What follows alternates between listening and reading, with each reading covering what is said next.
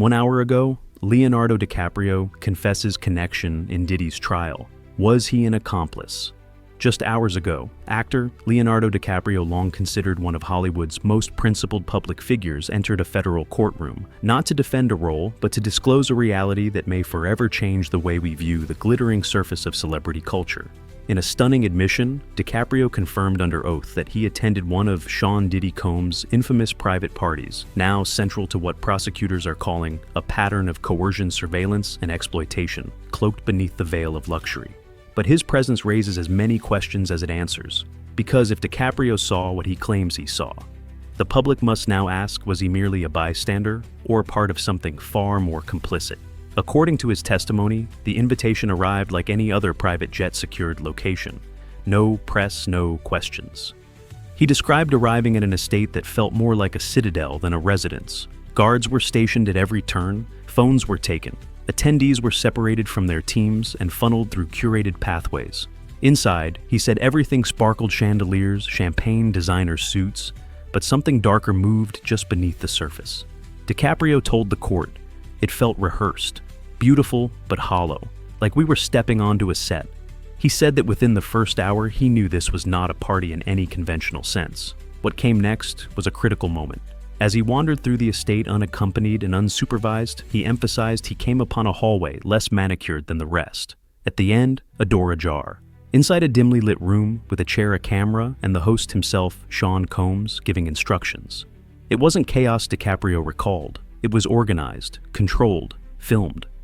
He claimed to have seen individuals lining up in silence, and one girl no older than 20 seated alone in red velvet surrounded by older men. He made eye contact. She looked scared, he said. Really scared. But he didn't leave. Not right away. He said that when he tried to exit the event early, he was told his driver had been delayed. A man in a black suit approached and offered to escort him to a private lounge. They said it like it was a courtesy, DiCaprio testified, but it felt like confinement. The room had glass walls, no phone signal, and soft jazz playing endlessly. He waited there for more than an hour before he was released. And when he finally exited the building, he said he caught Diddy's eye across the foyer.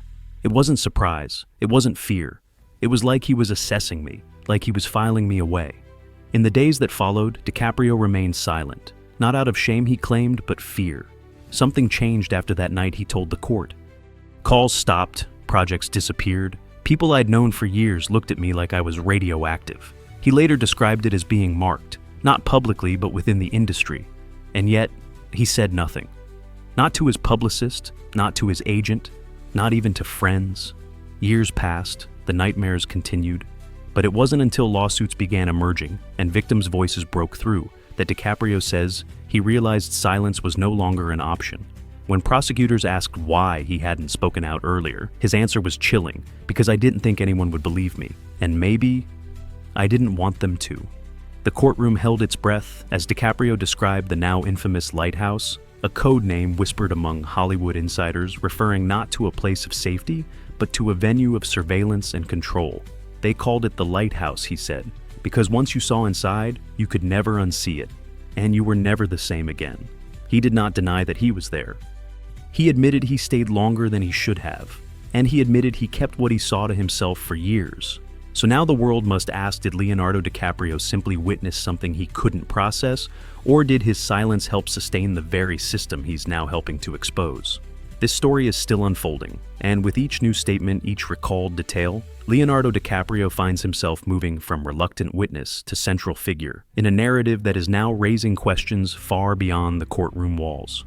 Because if what he testified is true, it suggests not only a chilling pattern of abuse, but a culture that enforced silence through power, proximity, and fear. And if that culture stretched wide enough to touch Leonardo DiCaprio, the public must now ask, how far did it really go? DiCaprio told the court that weeks after the party, he received a call. Untraceable, anonymous. The voice on the other end knew where he had been. You saw more than you should have, it warned. Let it die, Leo. Then the line went dead. It was the first of many signals that what he had witnessed was not meant to survive the light. He never spoke of it, but he started watching the way people from that night treated him, avoided him, then circled back with odd precision. Watching as victims began to speak out, publicly describing environments and rituals disturbingly similar to what he had experienced. One account in particular stood out. A woman, her identity sealed in court, shared a message with DiCaprio through an anonymous contact. He called her Hope. According to her statement, she was trafficked into Diddy's circle through industry intermediaries and held for nearly 3 months. She described coded language security protocols and rooms with mirrored glass. And she remembered Leonardo. "You saw me," her message read. "You looked, and then you left. I don't blame you. But I need you to say what happened, even if no one believes it." Those words haunted him, so much so that as he explained, they were the reason he began quietly collecting evidence.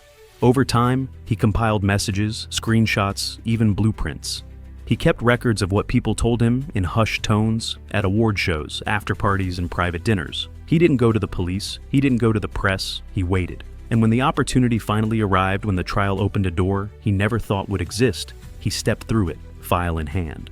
In court, prosecutors revealed a sealed envelope containing what they confirmed as DiCaprio's personal dossier.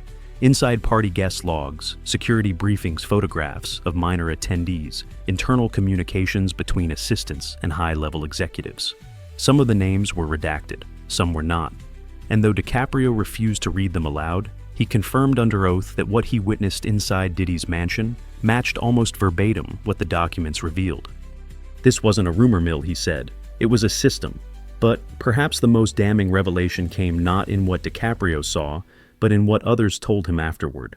He recounted a conversation with an unnamed fellow actor, someone who had also attended one of the so-called lighthouse gatherings.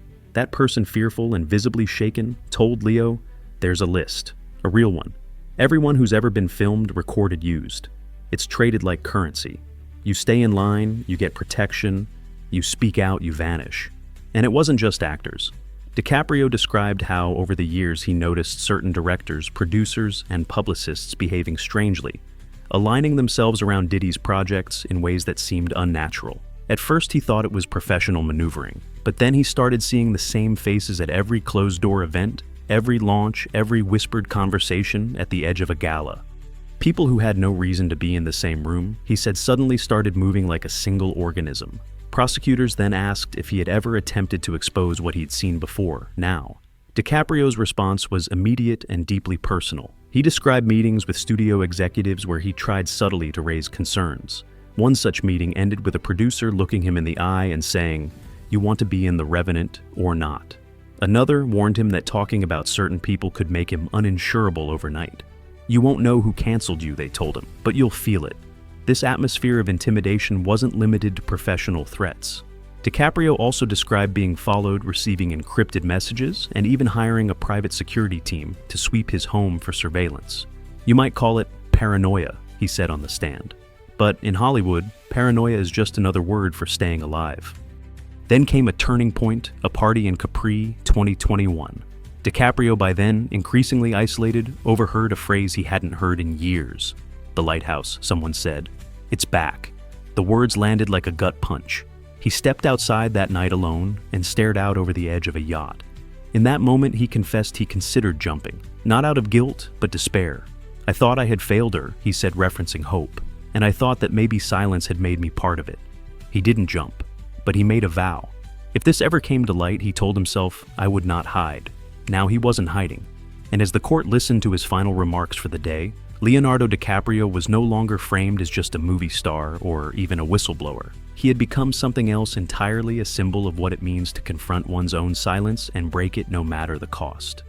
By the time Leonardo DiCaprio left the witness stand, the courtroom no longer felt like a venue for justice. It felt like a pressure chamber. The silence that followed his testimony wasn't just heavy, it was transformative. For days, media coverage had focused squarely on Diddy, the power he held, the machine he ran. But now eyes were turning toward DiCaprio himself, not as a victim, not as a hero, but as a man who by his own admission saw something and said nothing. For years. The question that began echoing across headlines, social media threads, and dinner tables was simple but brutal if you were there. How innocent can you really be? DiCaprio didn't deny it. In fact, his testimony invited the question. He never claimed ignorance. He never pretended he didn't sense what was wrong. Instead, he outlined a moral failure, a failure he now believed cost others far more than it cost him. And yet, it wasn't just guilt he was describing. It was fear, fear of power, fear of a system that punishes those who speak and protects those who orchestrate. In the weeks following the party, DiCaprio described how he began to recognize what he called the inner circle choreography. It was subtle, almost invisible. He'd walk into a meeting and notice a familiar face, not from his work, but from that night. A producer, a financier, a stylist. Each of them moved with eerie synchronization, never saying too much, never acknowledging the past. It was like we'd all signed an agreement without ever putting pen to paper, he said. And when he broke from that rhythm, when he stopped attending certain events, declined certain offers, the distance was immediate. Scripts vanished, deals stalled, and slowly his influence began to shift. Not publicly, but internally, where it mattered, where it hurt. That's when the fear turned tactical. He began documenting every interaction, every strange encounter, every anonymous message. He backed up his files to offline storage. He printed transcripts. He shared encrypted folders with a select few confidants, people he trusted, with nothing else. I wasn't planning to go public, he explained. I was planning to disappear if I had to. Then came a second name, one never spoken aloud in court, but confirmed through sealed evidence, a woman who went missing shortly after being seen at one of Diddy's private gatherings. She was never reported missing in the press. No public outcry, no investigation. But DiCaprio remembered her. He saw her at the mansion. Briefly, she smiled. They exchanged a joke. Hours later, she was gone. No one mentioned her again. I started to wonder, he said, how many others never made it out. It wasn't until 2019, however, that the tide began to shift. A former assistant to a music executive, young, terrified, approached him at a fundraiser. She handed him a file. Her hands were shaking. If I disappear, she told him, give this to someone who can't be silenced. He asked her why him. She said, because you still have a soul. That file, prosecutors now confirm, contained internal communications from inside Combs' promotion company, a list of names, many underage who had entered the estate under aliases, and time-stamped footage from surveillance rooms hidden inside the property. While DiCaprio never aired the file publicly, he confirmed under oath that it matched descriptions shared with him by others over the years, including one from a tech consultant who had been hired to install encrypted video systems inside Diddy's estate. That consultant, unnamed and currently under federal protection, told DiCaprio, nothing went unrecorded, not for safety, for leverage. At this point in the trial, the narrative had shifted. No longer was this a case of one man's alleged crimes. It was about the infrastructure behind him, the people who enabled, obscured, and protected. The prosecution began to present evidence not only of wrongdoing, but of a network of silence and complicity spanning industries, media, conglomerates, even political events. In one moment that stunned even veteran court reporters, DiCaprio was asked directly, did you ever see Sean Combs interact with political figures at these events? He hesitated, then answered, I never saw Obama at the mansion, he said carefully. But I did see Diddy pass something to someone in his campaign circle. It was an envelope. It wasn't nothing. He clarified that he didn't believe the former president was directly involved. But his message was clear, there were no safe zones in this story. No one was beyond question. At a certain level, he said, you don't need to know everything. You just need to know enough to stay quiet. The gallery gasped. The courtroom once again froze. By now, Leonardo DiCaprio's image had undergone a radical transformation. To some, he was a hero risking career and reputation to finally speak out. To others, he was still complicit, a man who could have exposed it earlier, but chose silence. But one fact was no longer in dispute. He was there. He saw it. And now the rest of the world had to decide what that made him. By the end of the third week of testimony, one thing was certain. The trial was no longer just about Sean Diddy Combs. It was about everyone who had ever stood beside him, benefited from his ascent, or kept quiet long enough to stay in his good graces. And at the center of that reckoning stood Leonardo DiCaprio, not above suspicion, but entangled in it. As the media reframed the narrative from a scandal about Diddy to a culture of protectionism within the entertainment elite, DiCaprio's own choices were dissected in real time. What did he know, and when? Could a man as influential, as intelligent, as integrated into the machinery of Hollywood truly be oblivious to the scale of what was happening around him? Or worse, did he understand all along and only speak now because the consequences had finally caught up? The actor didn't flinch. In one of the most pointed exchanges of the trial, he was asked directly, why should the public believe you now?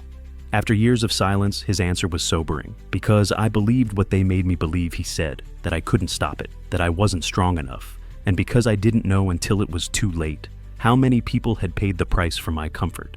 He went on to describe what he called the machinery of silence. Not threats, not blackmail, just pressure, invitations to private screenings, access to the right producers, roles that only existed if you played the game. And when you didn't, the industry didn't attack you. It ignored you. He called it professional suffocation. No scripts, no headlines, no scandals, just a slow fading of relevance. And for someone like me, he said quietly, that was the warning shot. But it wasn't just career concerns that kept him quiet. DiCaprio admitted under oath that at times he questioned his own perception, that the longer he stayed silent, the easier it became to pretend it hadn't been real. You live in denial long enough, he said, and it becomes home. However, the illusion broke when survivors began reaching out not to accuse him, but to remind him. One woman identified in sealed documents only as E contacted DiCaprio in 2022. She had seen him at the lighthouse. She remembered the way he looked around, the way he paused near a locked door, the way he made eye contact with her and didn't speak. Her message was short. 2 sentences. You were there. Say it. That message marked a turning point. DiCaprio began to move differently. He resumed contact with a handful of industry figures who had also withdrawn from the scene. They shared similar stories, similar regrets. Some had tried to report things in the past, only to be threatened, discredited, or erased. One director told him, "You think you're protected because you're famous, but fame is what they use against you. Your silence is part of your brand." That sentiment echoed through DiCaprio's final days on the stand. He admitted that fame had given him a platform, but also built a cage around him.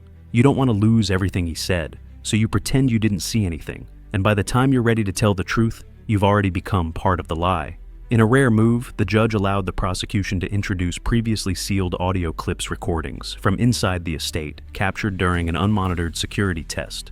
The voices were distorted, but recognizable. Diddy giving instructions, guests being redirected. A young woman crying behind a closed door. DiCaprio sat silently as the recordings played. He lowered his head. He didn't speak. But when the audio ended and the court recessed, he approached the bench voluntarily. There was something else. He wanted to testify about the list. According to DiCaprio, the list existed. It wasn't digital. It wasn't encrypted. It was analog written, hidden passed hand to hand between those in the inner circle. A ledger of leverage. Who had been filmed, what they had done, how they could be used. It was this list, he said, that explained why people who had no business being allies were suddenly promoting one another, covering for each other, and appearing in each other's lives like chess pieces moved by an unseen hand. You don't need blackmail, he explained. You just need the thread of memory. One blurry photo. One night someone doesn't recall clearly. That's enough to keep them loyal. The courtroom reacted with stunned silence. It wasn't just a conspiracy theory anymore. It was a system. A network of influence where silence was currency and guilt was an investment. And Leonardo DiCaprio, by his own account, had been part of it, however reluctantly, however unintentionally. His voice, though measured, carried an unmistakable urgency. "I'm not proud of what I didn't do," he said. "But I'm more afraid of what happens if no one says anything at all." With those words, the gallery remained frozen. Because no matter what anyone believed about Diddy or about the victims or about Hollywood's darkest corners, one fact had now been solidified under oath. Leonardo DiCaprio wasn't an outsider looking in. He was inside. And now, Leonardo DiCaprio stood outside the courtroom, no longer just a man testifying, but a man transformed by it. As the final hours of testimony concluded, the weight of what had been said lingered not just within the courtroom walls, but across a country watching in real time. This wasn't about celebrity gossip anymore. This was about infrastructure of silence, of control of power, and what happens when even the most visible figure dares to challenge it. When asked for his final statement, DiCaprio didn't offer apology. He didn't offer defense. He offered clarity. "I'm not here because I hate Sean Combs," he said. "I'm here because I believe the lie that someone like him could never be touched. I believed it for too long, and I lived comfortably inside that belief." He went on to describe a culture where silence was taught as survival, where those who questioned authority were dismissed as jealous or bitter or irrelevant. "You're trained to doubt your own instincts," he said, "to doubt the people who speak out, to value your invitation more than your integrity." But something had changed, not just in him, but in the world. The public had grown more willing to believe survivors. Whispers had become movements. Hashtags had become headlines. And what had once been dismissed as rumors now stood entered into evidence. He nodded toward the jury. "This case isn't about me. I'm not the victim. I'm not the villain. But I was there. And if I don't speak, I become something worse." The prosecution rested. But the reverberations of what had been said would not. In the days that followed, the headlines spread like wildfire. Leonardo DiCaprio breaks silence. Diddy's House of Secrets. The list is real. Talk shows, radio panels, podcast specials. Each of them parsed his words, dissected the timeline, questioned what it meant, not just for this case, but for Hollywood as a whole. Some lauded DiCaprio as brave. Others accused him of too little too late. But no one ignored him. Because his testimony forced a public reckoning, how many others saw something and said nothing? How many systems are still operating just out of frame, and how many of us are willing to look away? So long as the spotlight keeps shining, more names began to surface. Not from DiCaprio, but from the evidence introduced in court. Industry insiders, executives, public relations managers, bodyguards, the machinery behind the man. One by one, stories emerged, each one echoing a familiar shape, the glamour, the access, the unspoken rules, and always the silence. The Department of Justice confirmed that new investigations had opened. Federal subpoenas were issued to companies previously untouched by the entertainment scandal. Major networks quietly pulled archived interviews. Endorsements were frozen. Album streams declined. For the first time, it seemed the consequences were not confined to individuals, but were rippling through institutions. DiCaprio, for his part, disappeared from public view. No press tour, no red carpet statement, no PR spin. Those close to him reported he returned home under private security detail and declined all media requests. But he had said what needed to be said. And whether history judges him as coward hero or simply human, it cannot ignore the moment he chose to cross the line from silence into speech. As the final gavel fell and the courtroom emptied, one question remained hanging in the air. What else do we not know? And more urgently, who else was there? This is not the end of the story, but it is the end of pretending. Because now the lighthouse is no longer just a rumor. It is a record, and the world is watching.